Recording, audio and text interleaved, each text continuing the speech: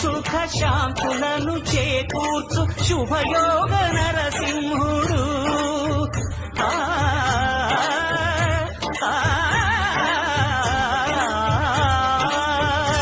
సుఖ శాంతులను చేకూర్చు శుభయోగ నరసింహుడు.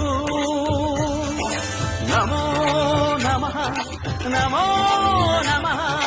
నమస్కరించెను నాలుగు దిక్కులు, నఖముల వెలుగుకు మ్రొక్కెను చుక్కలు.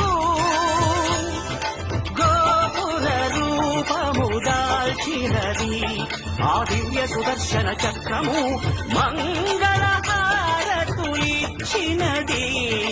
మహాకాల చక్రము.